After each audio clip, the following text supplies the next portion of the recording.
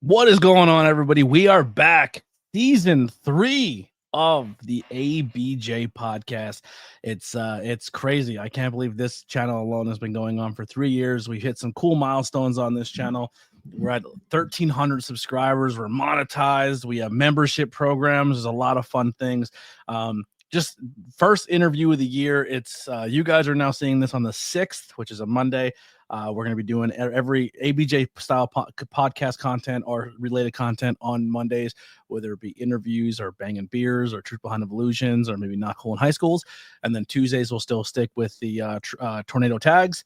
And then Fridays will be, for the foreseeable future, a bunch of 5 questions with ABJs. But we have a bunch of those filmed for a while now. But if you want to see any content early, subscribe to the channel. Hit that membership tab. It's $5, and you get all the content early before everybody else, except this one, because I think it's going to air. Actually, I might get it done quicker, and it'll be up there and surprise everybody. But the goal is for this year, and I know it sounds ambitious, and I know it sounds crazy, but if you're listening to this or you're watching this, like I'm banking on you guys. I'm not paying YouTube or Google or Facebook or any of these things to push my platform. I want to be a word of mouth. I want to be a street team style type thing. So just share it out, tell people about it. Let other people know if they want to come on and tell their story that my platform's here. But I want to hit 10,000 subscribers by the end of 2025. I know it sounds crazy. It took me almost 7 years to hit 1,000, but we will get there. And I'd like to hit 100 members by the end of 2025. So that's my little goals for myself, that I feel like with the work ethic I have going on, I'm going to do it.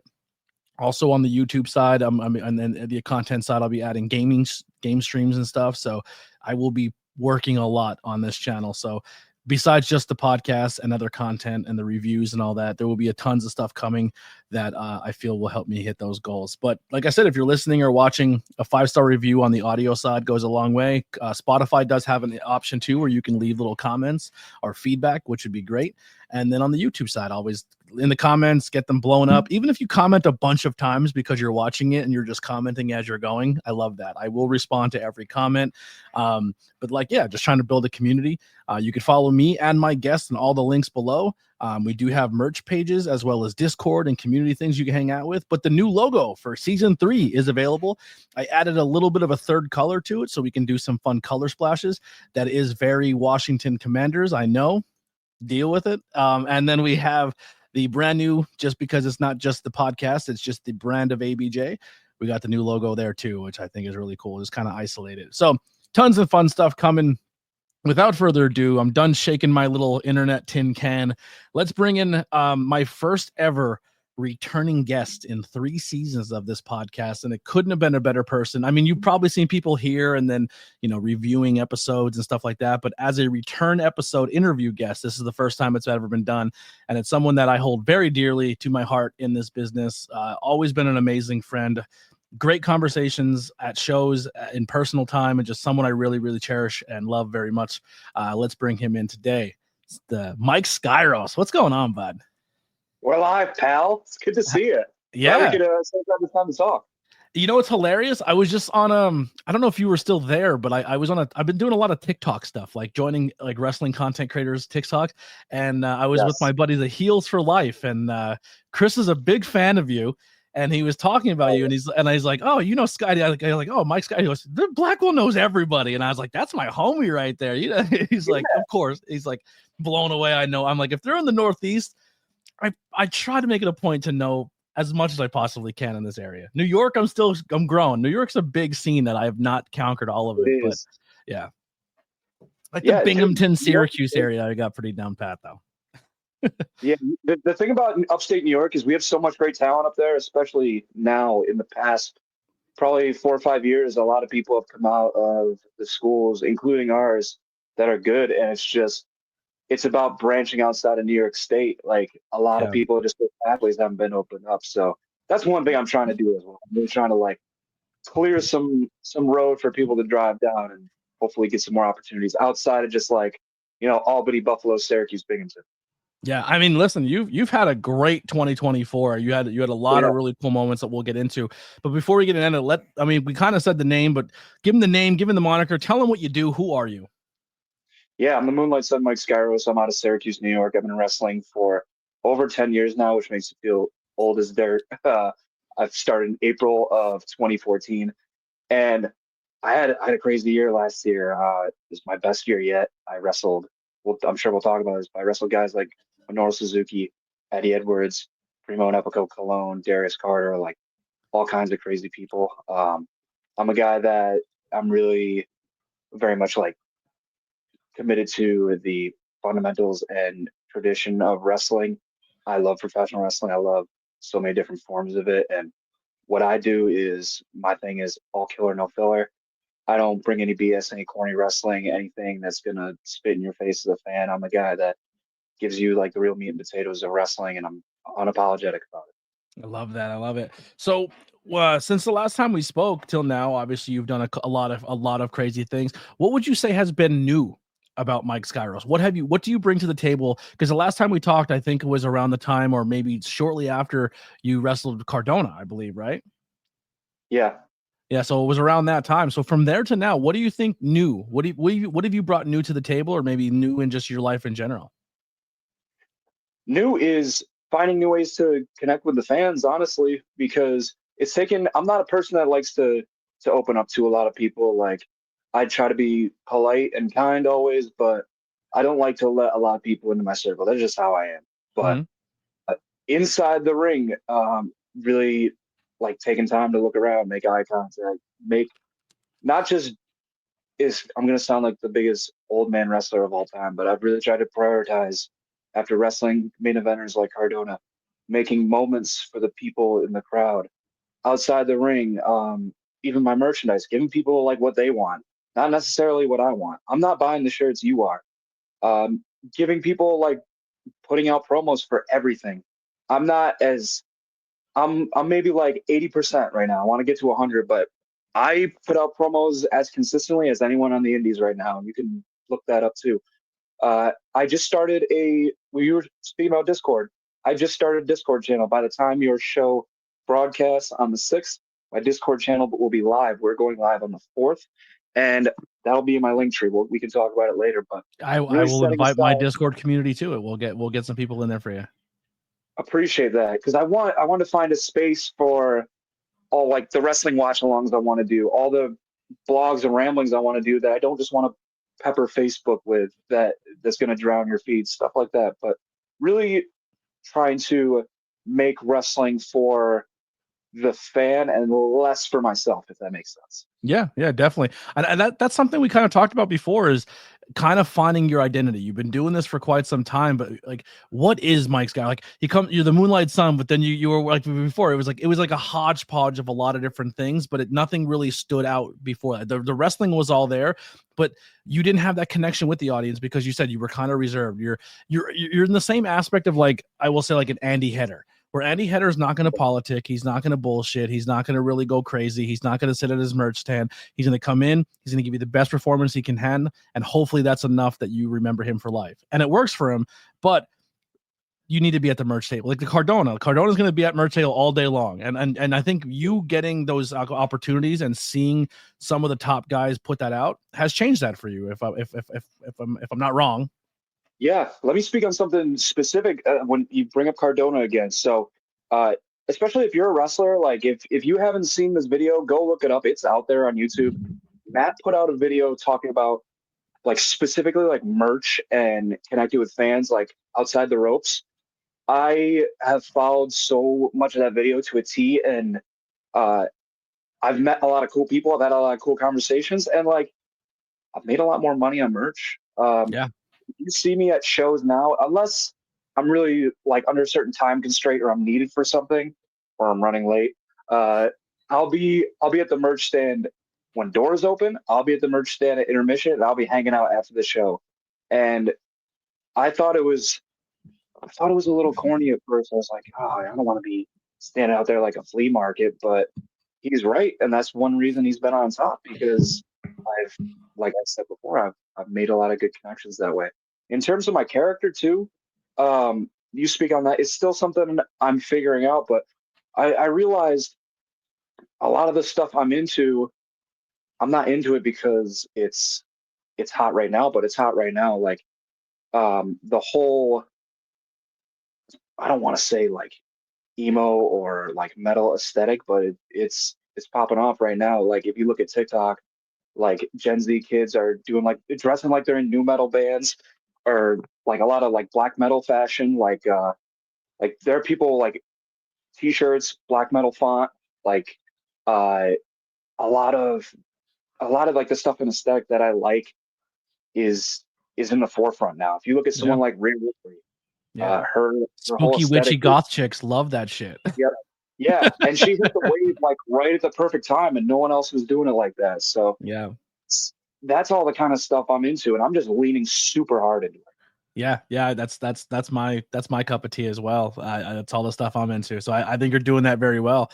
What would you say you've learned about yourself when it comes to this year as well, like personal gain outside the ring? Yeah, personal gain is to take more value of myself and to be more confident in what I bring to the table. To be honest, because like I, a lot of people think I'm cocky, and maybe that's a wrestling character. They don't really get to know me, but I've been my biggest critic, and I've been, in my opinion, a little too humble. I I just need to reach out more. I need to broadcast my wins. I need to show promoters and fans like what I bring to the table, which I've had a pretty good batting average, especially recently. And additionally, like this isn't necessarily about myself, but something new that I'm really thankful for is the guys that have popped up from my area in the past like year and a half are killing right now. And uh, you're familiar with Don Freeze. You're familiar with Black and Yellow. There's a gentleman named Dave Coles out of Syracuse that's like one of the best wrestlers, like new wrestlers I've seen ever. He gets no shine because his style is very it's not very flashy, it's very technical, but one of the best I've been in the ring with. And having those guys on the road with me, and now having the goal of getting them more places and getting people to see them and watching them go out and kill, that's super fun for me right now as well. Yeah. So what have been some setbacks or adversities you've overcome since the last time we talked, or in your personal life or in the wrestling side? Yeah, like I won't get too deep in the weeds on certain personal stuff because like I don't know, I don't that's just not how I operate, kind of as I Mhm. told earlier. I had a really tough personal situation at the beginning of the year where a very close friend was very uncool, and it really put me in a negative spot. And in certain ways, I'm still dealing with that right now. And that's been a real bummer, like navigating that, because it was one of the few people that I let in really close, Yeah. and they played it against me, and it sucks. Yeah. And then they are in wrestling spaces. They're in certain professional settings with me, and uh, that's not always the funnest thing in the world. So navigating that, some people know back in at the end of May for about a month, because I took some bookings off. I was the sickest I have ever been in my entire life. I got some sort of stomach virus, and right after the May One Up Wrestling show, I was bedridden, could not eat for 4 weeks straight. It was Wow. terrible. I missed some cool bookings. I missed wrestling for people I really enjoy, like Bloodstorm Wrestling, for example, who've been really cool to me. I couldn't wrestle for them back in May because I was sick. I lost 30 pounds. And then I came back and I'm like, can my body hold up? Am I going to disintegrate the first time I hit the mat? And my first match back was with Eddie Edwards, who's one of the best in the world and someone like I personally look up to. Mhm. And navigating that and coming out the other side was very cool. I haven't told a lot of people this either, but in my pro wrestling grind match in October, I got hurt like bad.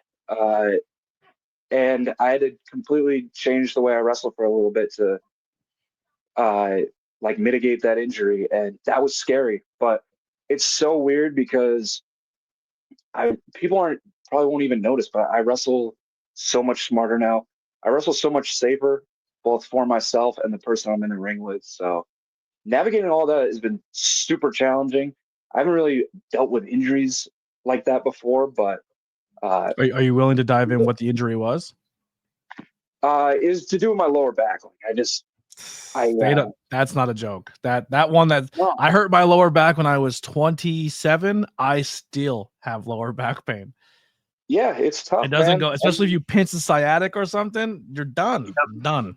Yeah, and dealing with it in a pro wrestling sense is tough because like you can't just be like, oh, I'm not gonna fall down tonight. It's gonna happen. Yeah. So dealing with that has been a pain in the ass, but like it really challenged like, okay, like what can I do in the ring to still put on like a match that's like worth the price of admission, but not kill myself.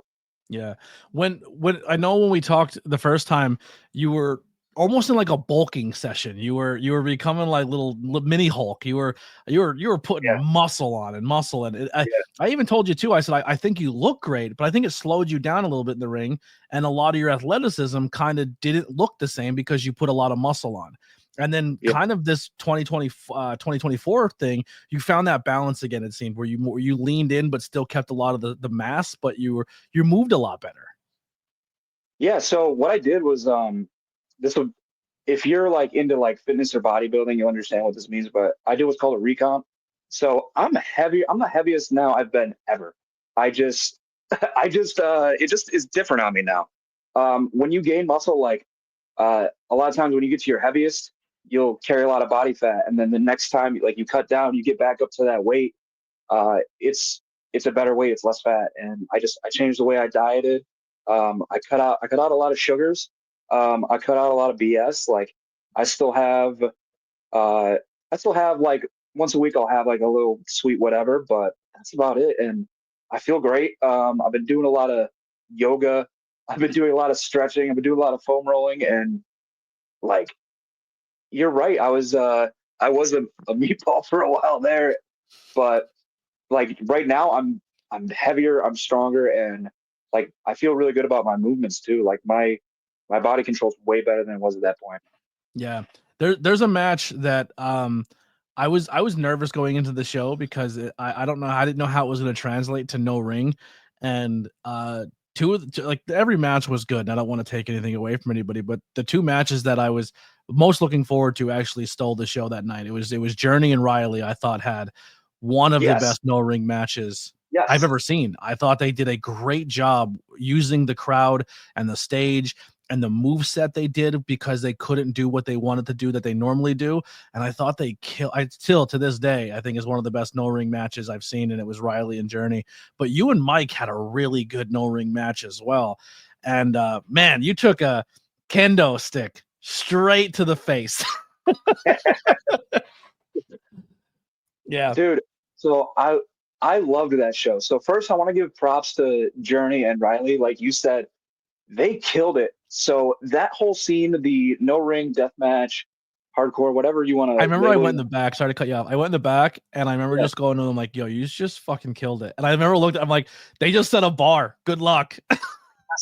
Yes. I said something to them as well. Like, and I felt bad because I won't say who it was, but there was a match that went out before them, and they're like, "Oh, you didn't say that to us." In my head, I'm like, no offense, they just smashed it. Like, yeah. But props to those two. Like I said, it's not my scene and like the type of wrestling that I'm super familiar with, but I look at wrestling. I just can see whether it's good or bad, whether the audience liked it or didn't like it, and they did great. I was so like happy to see that.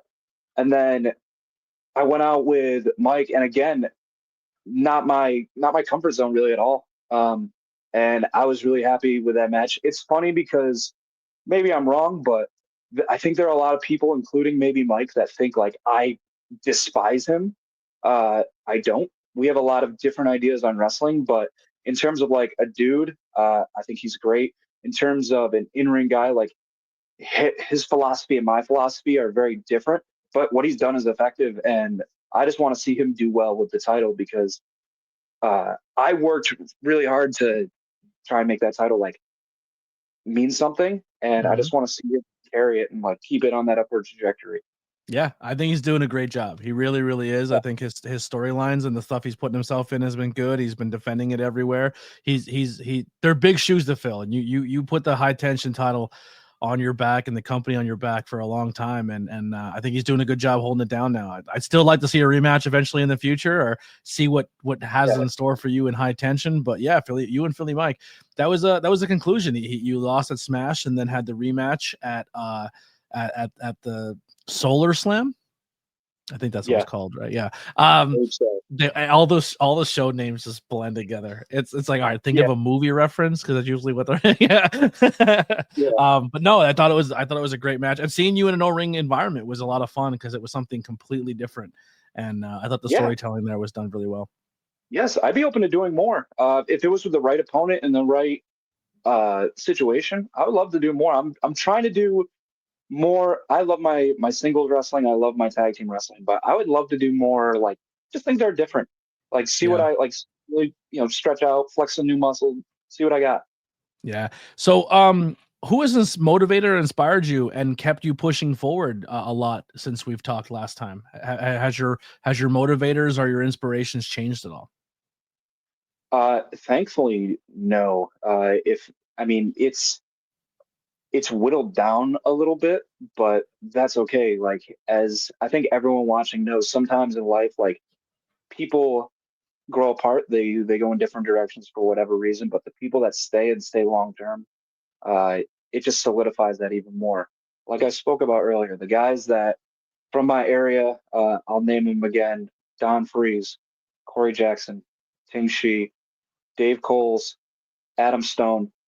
Those guys have been super solid for me.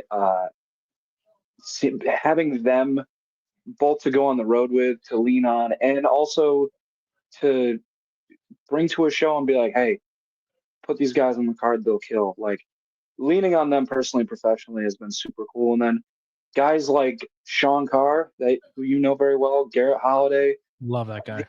Ryan Clancy has been a guy who's been like a real friend to me. Bobby Ocean, Ichiban. Like, I could list a bunch of guys, and I apologize if I'm forgetting anybody, but these are guys that, like, have been super cool and have reached out to me, like, personally, in ways that I didn't always expect, and I'm grateful. I just watched an Ichiban match on Speedball Mike Bailey's Twitch stream. It was Ichiban versus I'm so sorry, the guy from NXT that just got signed, the flippy guy, Jay Evans, or Javon Evans. Is it Javon Evans? Yeah, I think he was Jay Malachi in the Indies, if I remember correctly. Yeah, it was. I forget the promotion we watched, but I watched him and Ichiban, and it was so good. Was it DPW? It might have been. Yeah, because I know he's done a lot of DPW. He's done a lot of Firestar. Yeah, Ichiban's great. Ichiban number one. Ichiban's actually great. Someone said in the chat, they're like, Ichiban doesn't speak any English. How hard is it to put a match together with him? And Speedball's like, what? And I was like, did Ichiban Tajiri somebody? Did he Tajiri somebody? Or I don't speak English and walk away? Well, I speak a little. I dabble. I'm trying to pick up the language. I speak a little Ichi, so it's like calling a match with anyone who speaks a different language. But I'm wrestling him at Immortal Championship Wrestling on the 22nd of February, and I'm hyped because I had one of my best matches with him 3 years ago, and we've never had a singles rematch. So we're both super motivated to just kill. And that, you said 2003? 2000. It's been 3 years, so 2021 is when we had our and match. You're both wildly two different wrestlers in those 3 years. Yeah, absolutely. Yeah, that's gonna be a lot of fun. What are this is where we're gonna get fun here. What are some key moments or accomplishments that you've had at this point so far? So this is where we could talk about some of those big profile matches you got to knock out of the park. Yeah, and I'm gonna plug my Discord again because I did a whole thread of 10 matches that I thought really significant or I enjoyed this year, and I go a little more in depth on each one and like why. But I'm gonna start with Suzuki because that's the obvious one. Dude, it was so weird because, and I've said this verbatim a few times, but it's the best way I can put it. I didn't know how to react when I first heard the news because I didn't think that match was possible. Yeah. And then Immortal messages me. They're like, "You ready for the biggest match in your life?" I'm like, "What do you got?" They're like, "Minoru Suzuki." I'm like, "You got to be kidding me." Wasn't it around April too, like April Fool's joke? They posted it on April 1st. That's what it was. Thought they were kidding. Yeah. Like people talk to me after, like they're like, "Oh, that's happening." I'm like, "Yeah." Yeah, I I'm thought like, it was. "Oh, I thought. I remember we put it. We have a wrestling chat on Facebook. It's like a group of us that all chat. It's just like a bunch of different wrestling promoters and fans and people in the yeah." business, and we always talk wrestling in this little Facebook messenger. And it is open to anybody. Anyone can come and join it. But I remember we posted in there, and someone's like, "You know today's date, right?" I'm like, "This better not be fake, because that's fucked up." I believe you asked me about it during WrestleMania too. I think you said something to me about it Yeah, I was like, "Is along that those real? Is lines. that Like, really happening?" yeah, Like, yeah, dude. But it was so nuts because he's so like he's someone I've literally watched my entire career, and like I've stolen so much from him too. I'm not ashamed to admit it, but like you've seen me in the locker room before a lot of shows, and like I care a ton, but I don't get like nervous very often. It takes a lot to like really get my blood pressure up in that sense. Before that match, I was like literally like this. I was so nervous, dude. I was scared, like not scared in the sense of like, oh, he's gonna beat me up. Scared that like I've never had anything on this scale, and I want to make sure like I do my thing. But dude, it was such a pleasure to be in the ring with him. He's incredible. Um, he was super like kind and complimentary afterwards. He posted me on his freaking Instagram, which was wild. He had very nice things to say, and it was so cool. And it's one of those things like I'm going to talk about that the rest of my life. Like yeah, I don't I don't apologize for that one bit. Um, Building off of that, dude, like I mentioned before, Eddie Edwards. When I first started out, like I'd watched him on like Ring of Honor and stuff before, mhm. but when I first started doing ring crew, I was at a promotion called 2CW that ran all of upstate New York, basically. And Eddie was the guy that was on every show. And Eddie, I watched his matches.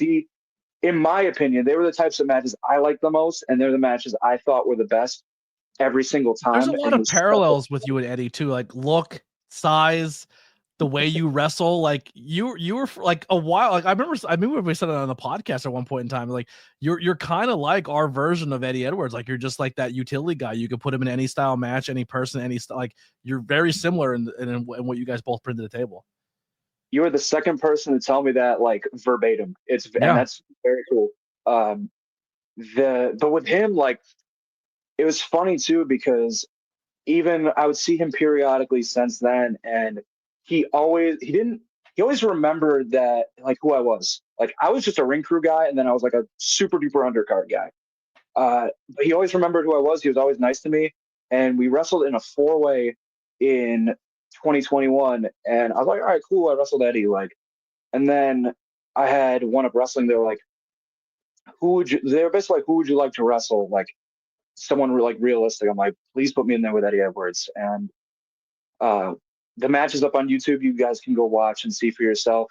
I linked it on my Facebook page recently, but the fact that like I could hang with someone like that, and he had critiques, but like he had way less critiques than I thought he was going to have. Awesome. That I've been pretty confident the last couple of years, but that just took me to a whole new another level. Like one of the best in the world. Same thing with Suzuki. Like two of the best guys in the world just told me like I wrestle well, and to keep doing what I'm doing, just keep pushing that. So anyone on the indies that feels any type of way about it can't tell me shit. Like those guys wouldn't sugarcoat it. So yeah. I'll list a couple more too, just so I'm not like Just yapping picking the too names long. But out. Yeah. yeah, like wrestling Darius Carter was awesome. I I've love that guy. I've been I've been wanting to wrestle him for years. I've He been gets wanting to kind of a bad podcast rep. on them for years. I got so he's terrible at social media. He's the worst. He Yes, messages yes, you and then doesn't respond to that message for like 8 months. yes. I got him He's to the a point hard where guy he to track down. agreed, and then he never looked at his messenger ever again. I'm like, this is Yep, impossible. I know the feeling. He's a hard guy to track down, but Yeah. and he gets a bad rep in the ring. Like so many people messaged me and they were like, "Oh, watch out for him. He's gonna try and take advantage. He's gonna be unprofessional." It was great. I have zero complaints. Wait, Like, yeah, someone he hits said hard. Darius Carter's unprofessional? Yeah, they're like, yeah, he's gonna try to he's gonna try to put you in a hold you can't get out of, or he's gonna like hit you hard like in the face, or like try to black your eye. Like it wasn't that specific, but it was something along those lines. Like they thought he was gonna like try to beat me up or like shoot, and I'm Are like, these people in the business or fans? yeah, Both? wrestlers, other wrestlers. No fans, other No, I wrestlers. just like he works people very well. Like I've I watched him guess match. so. Is he maybe? I mean, I don't know. I don't know the difference between if he's snug or not because I've never stepped in between the ropes. But what he does looks good from a fan perspective. Like it looks like Yeah, it causes damage when he does moves. It looks like it's effective, and he's just a really good heel. But when it comes to professionalism, that guy has been nothing but A+ everywhere I've ever been with yeah, him. Shows up in a 3-piece suit to a backyard show that no fans are even at. Like, and then when he starts talking, the locker room kind of goes around him like he's a messiah. Like, yeah. like, yeah, he's great.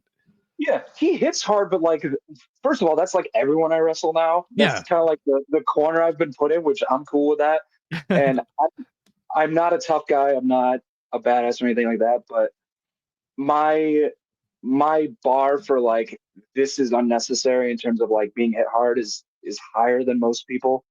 Nothing he did like was unnecessary. He hit me is hard, is but like, is Suzuki yeah, on the where does Suzuki rank on chops? Do you take it as Suzuki? Eddie Is it the Edwards is worst the chop? hardest.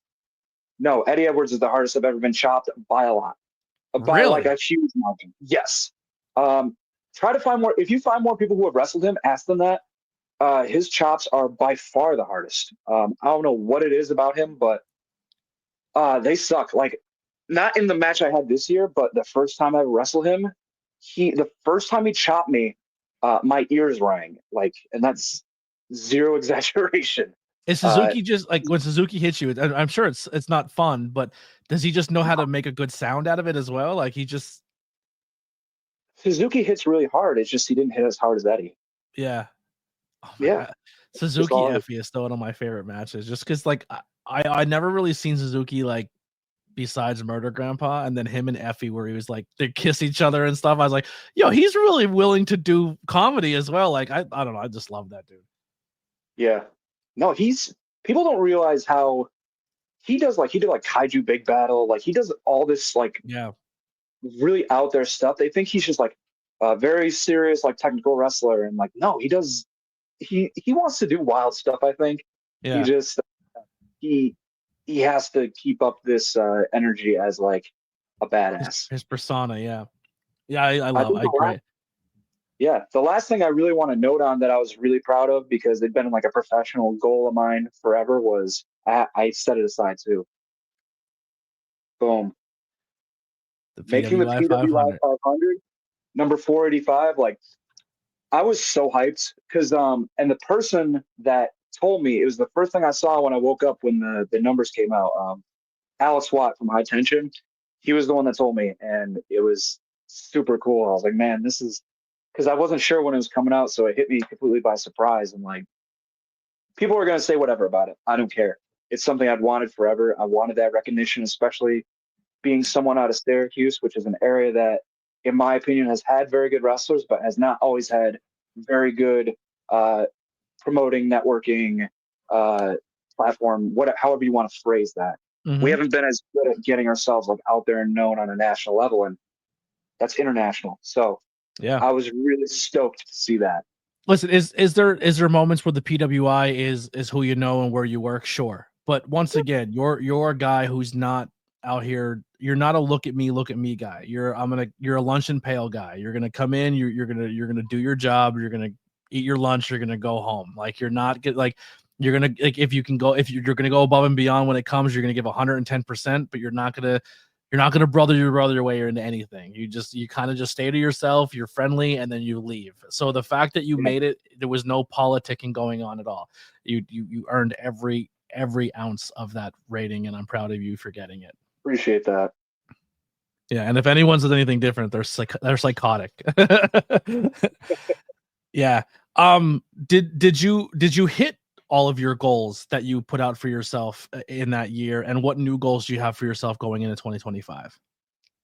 No, I didn't hit all my goals. I had a few, and one of my main goals was I wanted to appear on television. I don't care if I was an extra. I had a match on WWE, AEW, MLW, etc., TNA, or if I was in the background as the janitor, like mopping the floors or something. I don't care. I wanted to appear on television. And Luca I won't tell Mancini's the been story. killing it wherever he. Oh, Whoever Luca knows, him and Sal Mastrada are just killing it on TV appearances. Luca, I'm gonna go on a tangent on Luca. Luca has, I think, a really good look for that sort of thing. He looks like if you put him in any sort of like professional setting, he just fits. Like Yeah. he looks like he could be in like the Wolf of Wall Street, or he looks like he could be like security. Like an Italian Yeah, background in an yeah. Italian mob movie. He fits all those scenarios, and he's a person too I want to give props to real quick, just because you brought his name up. Like, he's worked really hard, and Yeah. I think he's the guy that doesn't get. He's getting more shine now, and I'm just, I'm really happy to see what he's doing. Yeah, He's a good love guy. that He had kind to of deal guy. with an injury this year as well. It took him out right around. He couldn't be on his own show on WrestleMania weekend because he was injured. Yeah, And to see him thrive off of that, I'm really happy for Duke. and he, even though he was injured, he still showed up to every single show that he Yes. would have been booked on, and did whatever he could to still stay. Like, some people get hurt and just they go away, and they come back when they're ready. He's like, no, wheel me out in a wheelchair, get me crutches. I did commentary with him the entire time he was injured for a while too. Like, he worked. He just kept working. Yeah. And Sal, I love Sal. Yeah, I'll get back on gold, I promise. Yeah. Sal, I love. I talked to him a little bit just because like I saw him like shows around PA for sure. But like I saw some of the stuff he's doing out of Worldwide Dojo, which shout out to Worldwide Dojo. I was just there for Skyda seminar, which was awesome. But Skyda, Luchador, Horns, Lucha Camp. Yeah. This is the second time me and Don Freeze went. Awesome. But Sturdy Sal, like I'm really trying to get him booked like in some of the places I am in upstate New York, because I think he'd do really well. Like, he reminds me, and I hope he recognizes this as like as a compliment. He reminds me of like Ivan Putski. Yeah. I like it. I like that. Yeah. It's like an everyman, like stocky dude will throw some dudes around. Like, I really dig Sal, so I hope to see more of him. He can go in so many variants. Like, he could be the college party frat boy character. He can be the all-American muscle. He could be the foreign heel. Like, there's a lot of looks he can fit into. Like, he's Italian, but like, also being Italian, you can play any other, like, you can fit into a lot of different groupings. Like, absolutely. Pacino played a Cuban. You know what I'm saying? Like, the most famous like on-screen Cuban ever, and Pacino. Yeah, it wasn't even Cuban. And Carlito's Way, wasn't he a Mexican in that? And he's Italian, full-blown Italian. So he's Mexican. He can fit those roles. Yeah. I love that so much. Don, another guy you said a couple times here in 2024. Don Freeze shows up at High Tension Boiling Point, sits in the crowd, doesn't say a word to anybody, participates every single match, and like, all right, very last match of the day. Hey, everyone, I remember this. Hey, it's the last match. Please just try to give your energy to this last match. These guys been waiting all day. Just, if you can, just give them a little. And Don Freeze like, oh, they're not going to have to worry about that. I'm going to make sure they lose their goddamn minds today. And this son of a bitch goes out there and blows the roof off the place. No doubt. Yeah. Dude, like you said, though, him and his opponent were in such a tough spot because we'd been there for hours, and there were at least 6 to 8 hours. Yeah, I believe there was something to the effect, like somewhere between like 24 and 25 matches ish that day. Yeah, an insane amount. And whoever, if for some reason someone that was in the audience that day sees this, shout out to you, because you guys kept the energy all day and you were awesome. But Don Freeze went out, and that made me so happy, because Cheeseburger is in the corner, like jumping up and down, like excited seeing Don Freeze do his thing. If you're watching this and you haven't seen Don Freeze, look him up. He's like a modern day, like, I don't know if you want to say Bam Bam Bigelow. I don't know if you want to say. Yeah, he's Bam Bam. He's a big dude who does not look like he moves, and when he starts moving, you're like, he just did a moonsault. Yes, he does flips, he does moonsaults, spiral tap. Like, he's incredibly talented. One thing that people don't realize about him, he's ambitious too. He works super hard. Like a lot of people see the flips and that's like how they connect with him, and I totally get that. But his connection with the crowd is different, and Mm-hmm. he has like huge goals, and he is uncompromising on wanting to take wrestling as far as he can. And I love that. I need that energy around me because sometimes like in certain spaces, like it's harder when you're the only dude trying to go up a level. Mm-hmm. It's really hard to do it alone. And if I have like a couple other people with me that are trying to get there, it makes it so much easier. Yeah, and there's no disgusting competition of trying to one. Like healthy competition is beautiful, and like, hey, I'm gonna outdo you tonight. But when it becomes ugly, that's when it becomes a problem, and especially in the wrestling content creator space, it's ugly. It's ugly. It's like, let's motivate each other, because look at Rogan and all his friends. You think they did it by themselves? No, they teamed up and they got there. You know what I mean? Like, you're 100% right. Yeah. But people don't want to listen. I'm crazy, but I'm usually not wrong. I hate to give myself one of those, but yeah. So 2025 goals. What do you have set out for? Yeah, I want to wrestle some new states. Like, I've been a Northeast guy the whole time. I really would love to branch. There's so many good wrestling scenes in the country now. Like the South is going crazy right now, between like the whole South too, between Texas, Georgia, Tennessee. The Carolinas are super hot right now. Ohio is doing really well too.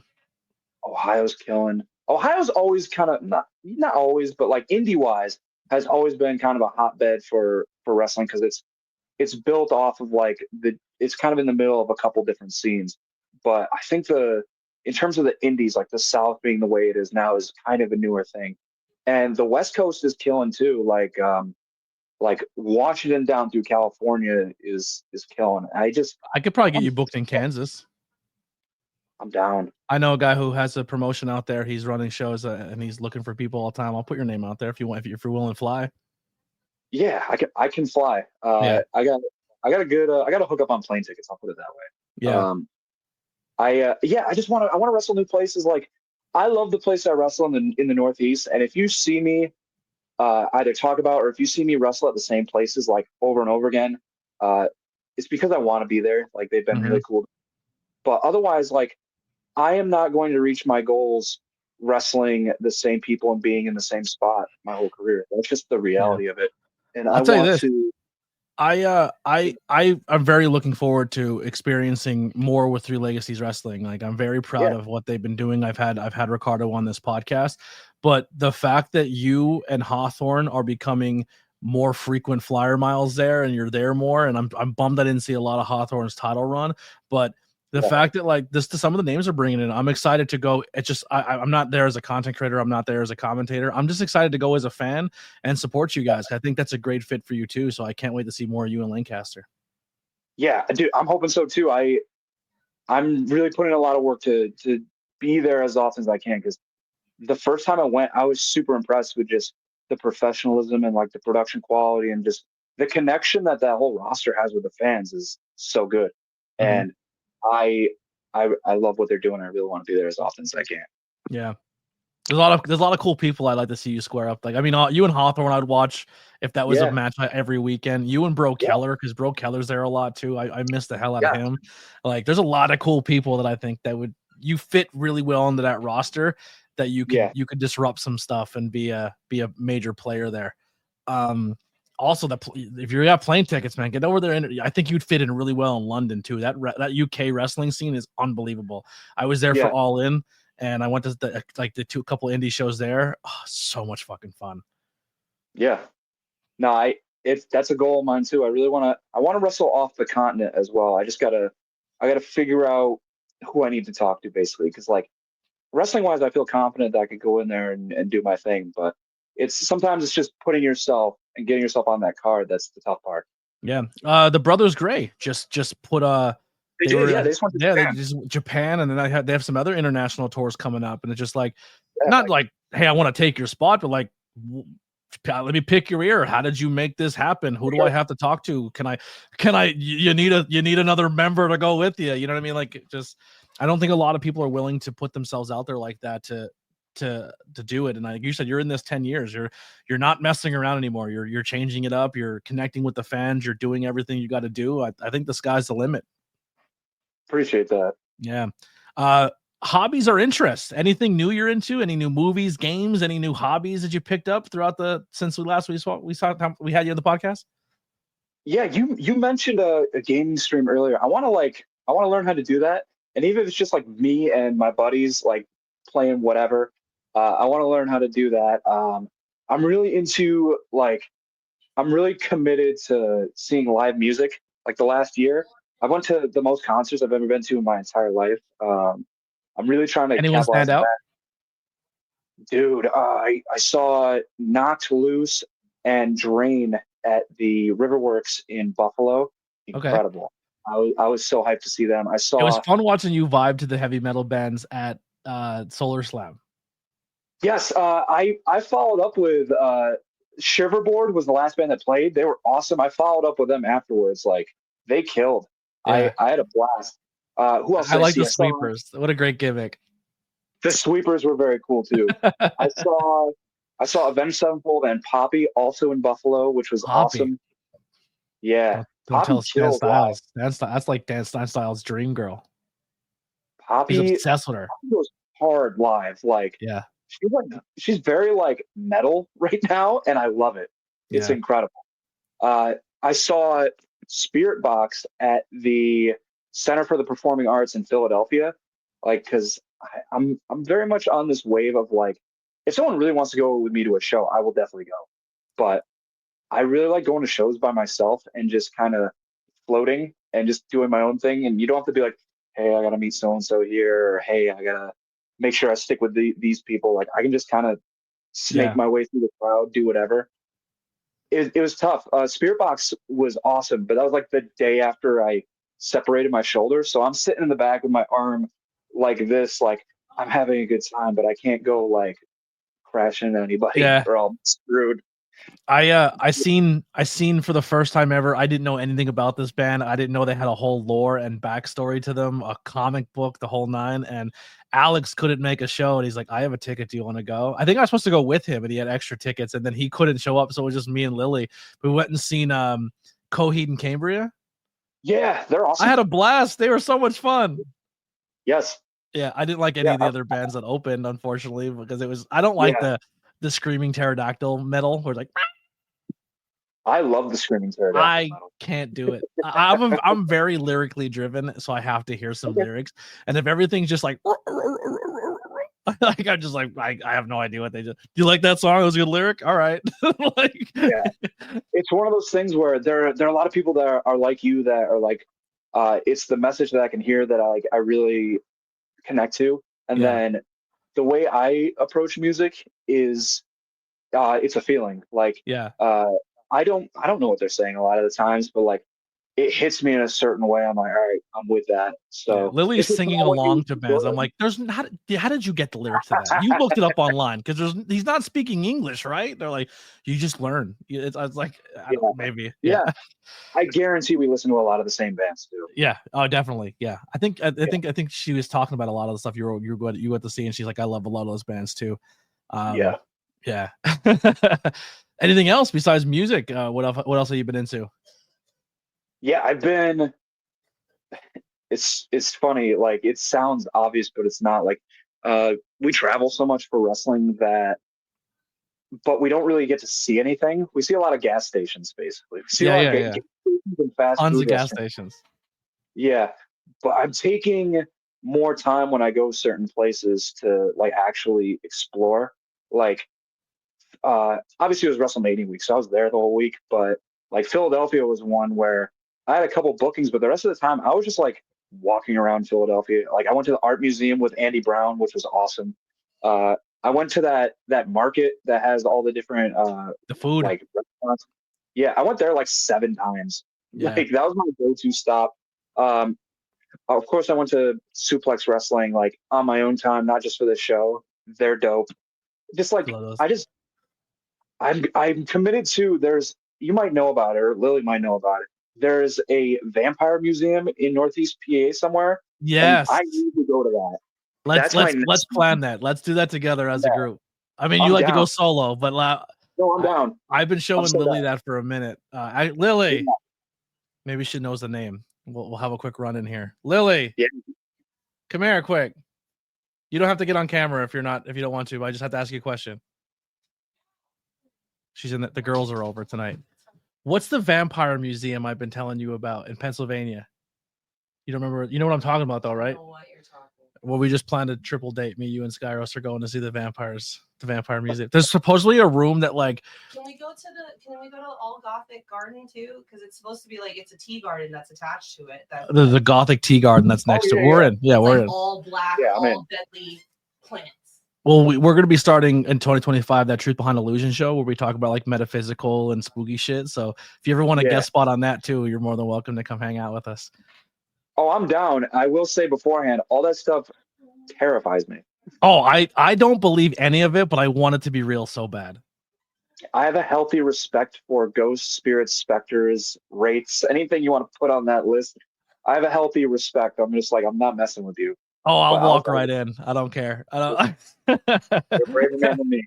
Yeah, I genuinely don't believe in it, but I want it to be real. So I want cryptids and aliens. I want all that. So like, if giants can rise up and like Godzilla style, I would eat that up. It'd be great. You know what I mean? Just, as humans, we need something to take us down a peg. You know what I mean? Like, we have too much greed in corporations, and I don't want to go on the soapbox, but a good giant monster would just really balance out the world a little bit and realize that we're not the top of the food. Like a good monster, ghost, something. We need something to level the playing field out. I hear you. I'll tell you what, though, and this is just especially just. I like that you're opening up more to fans, and this podcast, I love. This is why I love doing the podcast, because not a lot of people get to experience their favorite wrestlers and stuff. And I always try to tell people, like, I want this to blow up more, and it's not just for me, it's because I get to see my friends, and I get to see how you guys, how I get to perceive you. A lot of people don't, because you're so close. You're closed and recluse, and you stay to yourself.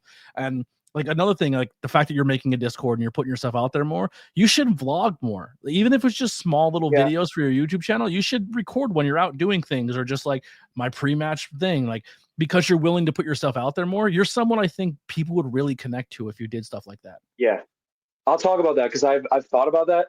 My thing, and I'll probably end up doing it anyways. I need to think of a way to like kind of separate it in terms of, like everybody else's, but like, last year, I think like every indie wrestler got a vlog, which is cool. Like, I love them. I love them all. I try to watch them. Yeah. But it's the same way. I'm like, man, I don't want to be another indie wrestling vlog unless like I can put my own spin on it. It's the same reason I don't do a podcast, other than like the joke one I did like years ago. Yeah. I don't know. I have those skills from like doing radio and like being a journalism major and all that, and I want to put them somewhere, but I don't just want to be like everybody else, as cliche as it sounds. I look at it this way too, is even like the podcast and side of things, and just like the vlogging I was doing a little bit, but I want to get, I always think I'm just like, I hate making it about myself. Like even when I go to shows, like people didn't know I had a podcast for the first 4 or 5 years I was in wrestling. I just didn't put it in people's face. I showed up, I did my job at a show, and I went home. I didn't like, hey, can I have you on my show? Cause I felt like a dude. I still to this day get anxiety asking people to do this podcast. It crushes me every time. But like, for me, I like to go back and like, it's like a video journal. Like, you know what I mean? Like if you would have vlogged or just did video journal type stuff, in 2000, just last year alone, just like your matches with Suzuki and stuff, and just like going back to be able to look at that and be like, oh my God, that was cool. Like that's like, I just look at it from that aspect. So many wrestlers keep their book and keep their, how many matches and how it went and how this and how that, add that video element to it, where it's like, you can go back and watch like where your mind state was, and you can go back and be like, yo, here's what I did to prep for that. Here's my diet here. Oh, I changed my diet up that much. It's just a good way to go back and kind of not like mark for yourself, but just, you have it. It's a journal. Yeah. That's how I look at vlogging. I look at it more like a journal than I do vlogging. If people want to watch it, that's awesome, but I'm going to make it regardless. So here's something I'm going to put on the Discord as well. There's some really good backstage photos of me and Suzuki that I didn't know were being taken at the time, that one of my buddies took and sent to me like way afterwards. So I have a photo like that with you at Solar Slam. We were just chatting, and someone took a photo of us. No, that was and good. Yes. I was like, "That's a good photo. I like that." Yeah, I caught them though, because they like incognito, like they were hitting like one of those. Yeah, I think it might have been Lily. Was it Lily? It was Lily. Oh yeah, I don't know who took it. I was like, yeah. Man. Any new learning experiences or advices you would pass along at this stage in your career to somebody else? And it doesn't have to be so much wrestling. It could be anything that they're chasing their dream at. You've been at the grind at this 10 years strong. You know, in just this year alone, you've probably hit more milestones than you ever have. You know what I mean? Like, what would you say to somebody or advice you would give? Yeah. I'll go with what I would have told myself like at the beginning, and just put yourself out there as much as you can. Like, just don't be apologetic about promoting yourself, because at the end of the day, the person's going to take care of you the most. I needed that more than anybody. Thank you. Yeah, of course. The person's going to put you, like, take care of you the best is yourself. That's just the reality of the situation. You got to put yourself out there. You got to do. It sucks because, like, cutting promos and like putting stuff up on Facebook and making graphics and all this stuff that you do, especially like someone like you that does a podcast and all this different media, you do a lot of little extra stuff that people don't realize. And we as wrestlers do a lot of little extra stuff people don't realize. And sometimes it doesn't pay off. Sometimes it's thankless, but you should do it anyways, because all it takes is for a certain thing to pay off for the right person once, and you're made. And that's just the reality of it. So just put yourself out there, be unapologetic about it. And for all wrestlers, like, merch is king. Like, for a very, very, very select few people, it is cool to be like mysterious and not show up until you're in the ring and then to just disappear. Like, there are a tiny, like, maybe dozen people in the indies that can get away with that. Everyone else, like, I don't care who you are. I thought I was one of those people. I'm not. Go out and meet people, because that's how connection is how you make them care more about what you're doing, how they buy more shirts so you can pay your bills, so how they tell other people about you, so you either get booked or you get new fans, and it just builds one by one. And you meet a lot of really cool people. I've been fortunate to, like, there are people that I've met as wrestling fans that I consider friends that are genuinely like cool people. So yeah, put yourself out there. Yeah. So I know this is going on everyone's social media for this year, and it's a question I'm going to ask you to throw it in there just before we get out of here. Who's the hit list? Who do you want to work in 2025? Again, or for the first time? Yeah. I just sent a very similar list to somebody, so I'm going to try and do it from memory. It's tough because he's, because of what he does with New Japan and his status in New Japan, but like Zack Sabre Jr., Jeff Jarrett. Now that Nigel McGuinness is back, I don't care if it's like a seminar, like before, like I want to do something in the ring with him. Like, he's one of my favorites ever. Yeah. Manders from GCW, I wrestled in like a 4-minute match on Wrestling Open maybe 2 years ago, and I really would like to get another shot at him in front of people. Like, I think that would be super dope. There's one more I'm blanking. Let me wrestle Ryan Clancy 100 more times too.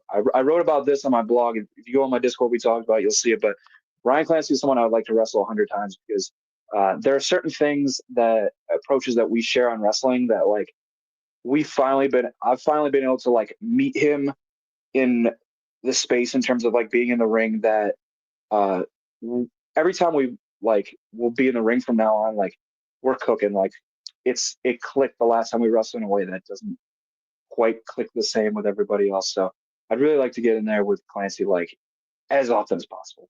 Yeah, my two for you are just you and Hawthorne, you and Bro Keller at 3LW. I'd like, actually, you know who would be a cool one to say? I think he goes to 3 Legacies a lot too. You versus Tarzan Duran would be a really fucking fun match. I wrestled him my first time at 3 Legacies earlier this year, back in, I want to say it was April or May. Yeah, I have to in go a back and single- I didn't know that match happened because you guys play off the ropes and look, you both Yeah. try to hit your finishers off that spot. Like that'd be a cool matchup. Yeah. I have to go back and watch that. Yes, please. I really enjoyed that match too.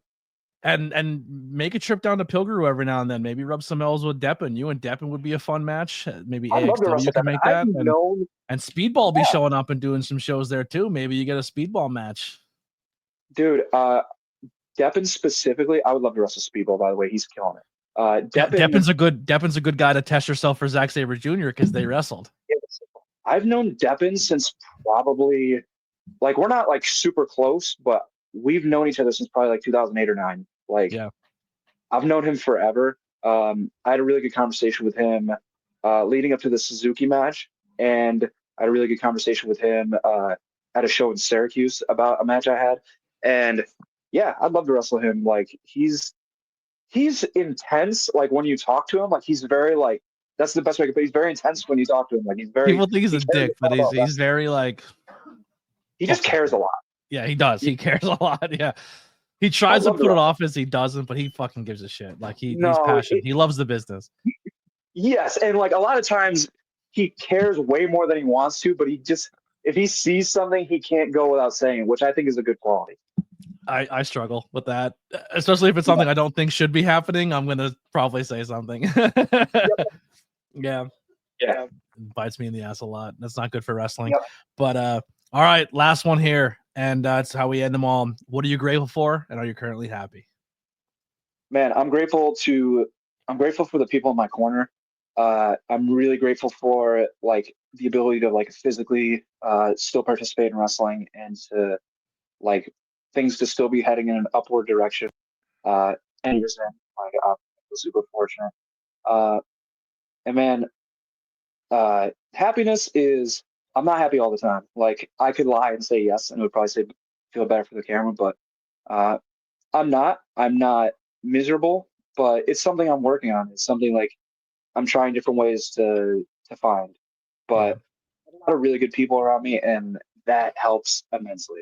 Yeah. Well, I'm super grateful for you. I know we talked about it before the camera start rolling. You just find a way to send me a message when I need it. And I'm not gonna lie, man, you sent it the other day and I was like emotional. I was like, because like there's times where I have my own mental hangups where I feel like I'm not wanted or needed, or if I were to just stop doing this, would anyone give a shit? And then I get like a random unsolicited message from you like, hey man, I was thinking about you. I was hoping you'd be at the show today. I miss you. Hope we get to catch up soon. And I'm just like, this guy. You know what I mean? And I appreciate you, man. You're always been someone who welcomed me even when I felt like I was like, oh shit, no one gives a shit that I'm here. You know what I mean? Like I'm always someone who has to not just pay the dues, but like, how can I make myself as valuable as everybody else? And when you're not a wrestler and you're in this field where the show is in between the ropes and you try to do everything else outside and in between to make everything else good, you become like an unsung hero. But not a lot of people who step in between the ropes care about those unsung heroes who do the stuff outside. You've always been someone who has been very, very nice and very welcoming to me. And I'm glad we've had this friendship for as long as we have. And I love you to death, man. Come on. Yeah. The feeling's mutual, my man. Yeah. So where can people find and support you and help put some money in your gas tank? Yes. So prowrestlingtees.com/MikeSkyros. I have shirts up there if you don't catch me at a show, which I will have merch on me at shows, I promise. I have Instagram's at Mike Skyros, Facebook is at Mike Skyros, Twitter is at Mike Skyros, TikTok is at Mike Skyros. Discord will be live by the time you see this. I will have on all those profiles listed, I will have a link tree because I just made a link tree. And the Discord link will be on there. Link tree rules, by the way. I use it all the time. Click on that link. And if you want to connect with me, because I'm going to move my energy in terms of like talking one-on-one with people that like fans and stuff, like people I don't normally talk to the Discord. So if you want to connect with me, if you want to see extra stuff I'm doing, behind the scenes stuff, match footage, watch alongs, I'll probably have some special guests just to do like an impromptu like podcast on there. Find me there. Yeah. And you're always welcome to come hang out in our Discord too, if that's becoming a thing for you. Come and connect with our people, and they're great people. Like, listen, there's people from Australia, Mississippi, Kansas. I have more people who support me from all over the world that aren't really local. My Discord's mostly non-local people I've never met my entire life, or the ones I met that like because we met them in London. You know what I mean? So Yes. and they support who support me. So you should definitely come hang out with us, and we'll definitely send them your way on the Discord too. Yeah. All right, man, that'll do it. The ABJ podcast. Make sure you check out all the links below. Grab that merchandise. If you do take any merchandise, either for myself or Mike Skyros, and you listen to it on this podcast, tag it. Be like, hey, I went out and bought a t-shirt, or I'm rooting for this guy. Screenshot this episode. Let people know you watched it. And like I said, word of mouth is how we're going to grow here. And yeah, let's just get it done. Lots of new content coming. We do have the next episode already in the back for you guys, so you can go watch this right now. But I just got another interview with a brand new guy on the scene. He's about a year into the game. Remember when they said about you about a year into the game? It's a long time ago. But this guy here, I'm filibustering while I'm loading because the graphics not there. But the next episode will be from Catchpoint Wrestling, Rulo. I'm sorry, Rulo. I did it again. I fucked up his name before. Kid coming out of Catchpoint Wrestling. He's working his ass off. He looks like Pete Wentz from Fall Out Boy. He's a handsome boy. But yeah, that's another question for you. You're 10 plus years in. Do you still go to, like you said, you went to cheeseburger school? Do you still try to actively go to other places like a Catchpoint or like a Creator Pro, or just to kind of show up and see what you can pick brain, who you can meet, who you can network with? Yeah, I was talking to Travis Huckabee about, I was talking to Travis Huckabee. I was talking to Ultimo. That'd be a good match too. You and Travis would be a sick match. We had it at Pro Wrestling Grind. It's available, so it's on IWTV. So go on IWTV and find Pro Wrestling Grind. There is a me versus Travis Huckabee singles match on there, and I think we did 2 tag matches as well as teammates. But yeah, I talked to Travis. I talked to Ultimo and about wanting to go in and take a class. I love Cheeseburger School. I'll put over Cheeseburger real quick. Like, he's been super accommodating and offering, like, I want to learn, like, I want to always, like, sharpen my current skills. But anytime I get to, like, Lucha Camp with Skyda, I'm not a luchador. I'm not good at it. It's not my forte at all. But, like, it was super fun to, like, go in and try to learn. And, like, I got to roll with, like, one of the camps I got to roll with Lee Moriarty. One of the camps I got to roll with Marcus Mathers. 2 really talented guys. But yeah, I do go seek out different schools and like training when I have time, because it's busy, man, and everyone runs class in the same days. And Syracuse is far from everything, but yes, I try to get in there as much as I can. I just wanted to put that out there for people who are the veterans. You're never too young, you're never too old to go and network, especially if you're serious about your craft. That's gonna do it. Season 3 the first episode of season 3 of 2025. Huge thank you to everyone for hanging out. Huge thank you, Mike, for hanging out. I love you to death. We'll see you guys on the next one. You can check us out every Tuesday for Tornado Tag, but the next interview next Monday. Come see it. It will be up there, and make sure you show that support. We'll see you on the next one. We're out of here.